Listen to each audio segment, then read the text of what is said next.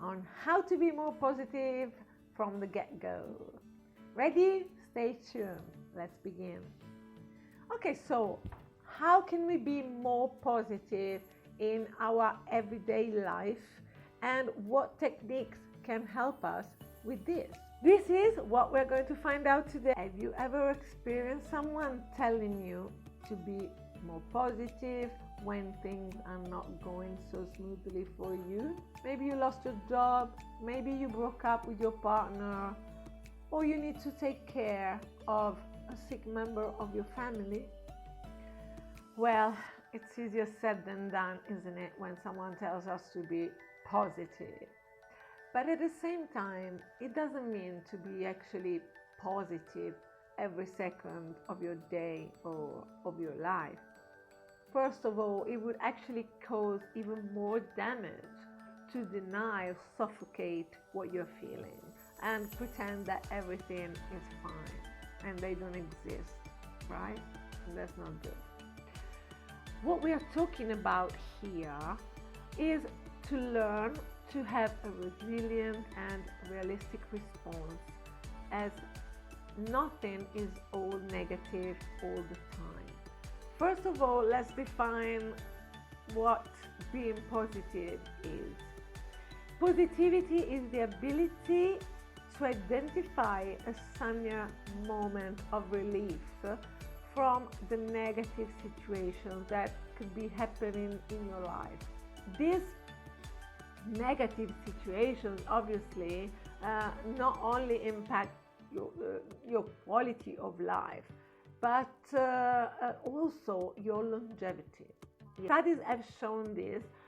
Positive people tend to have a better mental and physical health, and also to live longer by an 11-15% compared to the pessimistic people, or the ones who practice little positivity. So what are some of these techniques that we're going to talk about now, and that psychologists actually suggest us to implement in our lives to live a better life, to live a more positive life and a more joyous and longer life? All right, so here we go. Okay, number one, pick a personal mantra. You need to talk to yourself in a nice and encouraging way, as you would do for your best friend. So studies have shown that talking to yourself can influence your thoughts, your feelings, and your actions, especially if you do it in a second or third person. For example, if you were to talk to yourself, you can say, oh, it's okay, you are going to get through this, everything passes, you will be okay. And obviously this also works if you do it in a negative way towards yourself. So be careful about what you're saying to yourself. Also, if you prefer, you can actually recite a personal powerful mantra to yourself. For example, I deserve to have joy in my life. I am allowed to speak up. Or it is what it is, and when one door closes, a bigger door will open up for me, and this will give you a bit of relief through your challenging situation. Number two, turn your rumination and negative thoughts into useful problem-solving tasks. So instead of fixating yourself on the thing that went wrong, focus on the solution. Let's say you didn't do well at that job interview, saying to yourself, I can't believe that I did that. Oh, that went so wrong, and you're basically having a guilt trip and you're bashing yourself. Well, then try and say, what can I do to make it better next time, or to be more prepared next time?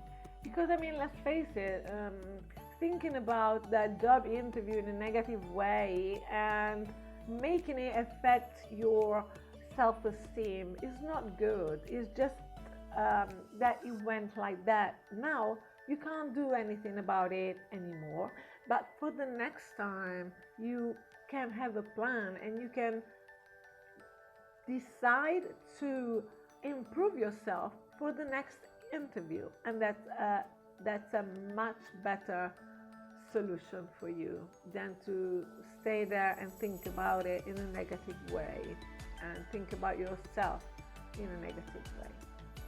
Right, so number 3, when painful situations happen to you, just be kind and compassionate to yourself. It's a bit like the one before, but put there even more compassion.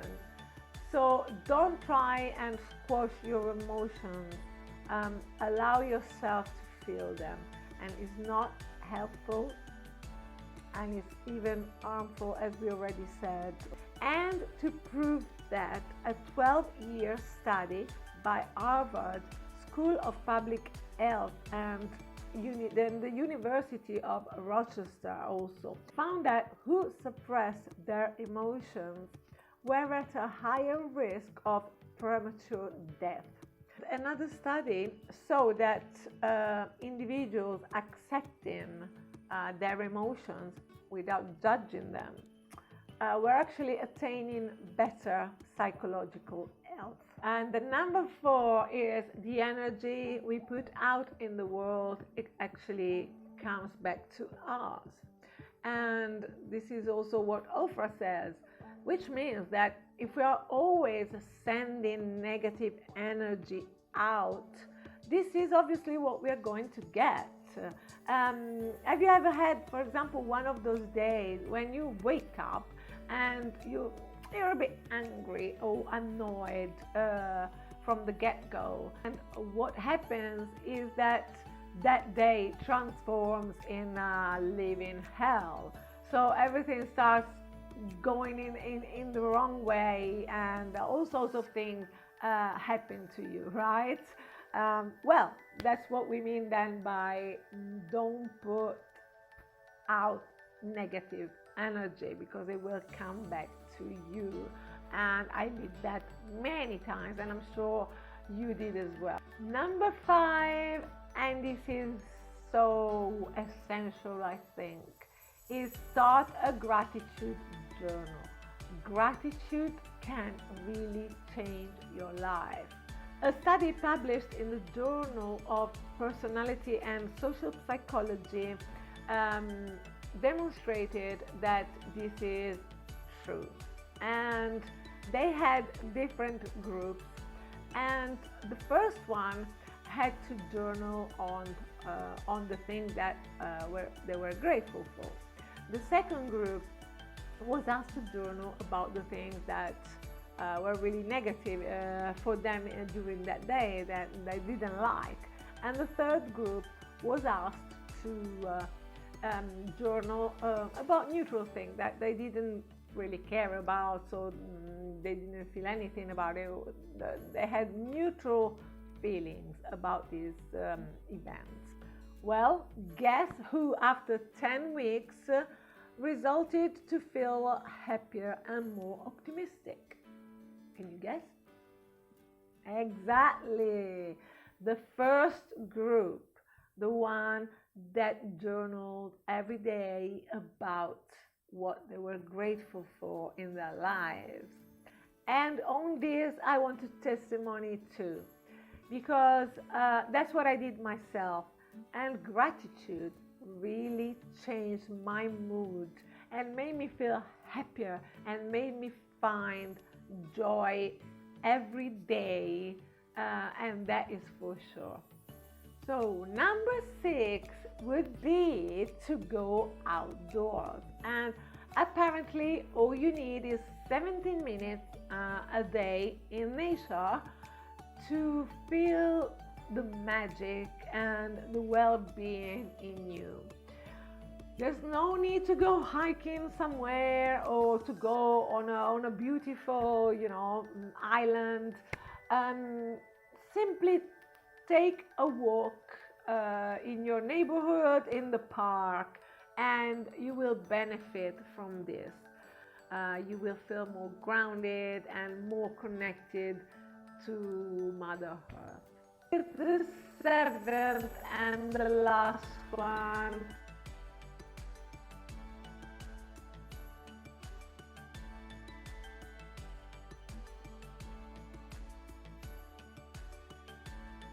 I do this first thing in the morning, and this really helps me to set my positive mood for the day. After all, that's what the saying says. It says, well begun, it's half done, right? Doesn't it say like that? So, drum roll, dancing to your favorite energetic song. Or, if you prefer, sing loudly to one of your favorite songs ever. It's fun, and what do you have to lose? Try it. A song usually lasts 3 or 4 minutes, but the benefits are amazing. Well, that's it, my friends. Write this list down and start practicing one thing for 1 week, and in the end, choose your favorite. Or maybe you can do all of them in turns, actually. Why not? That is also okay. So today, I invite you to answer this question in the comments. Have you tried any of this?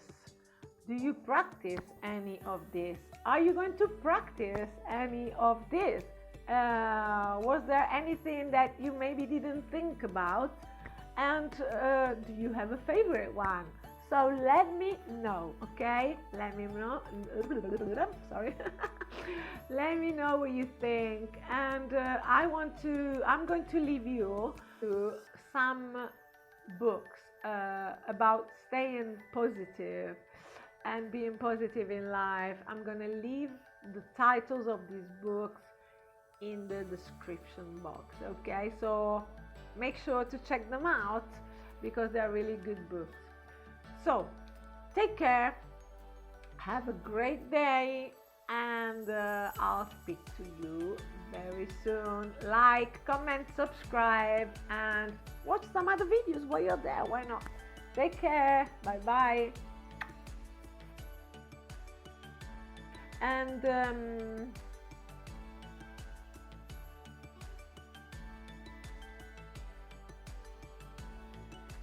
this really helps me to set, and this really helps me to set me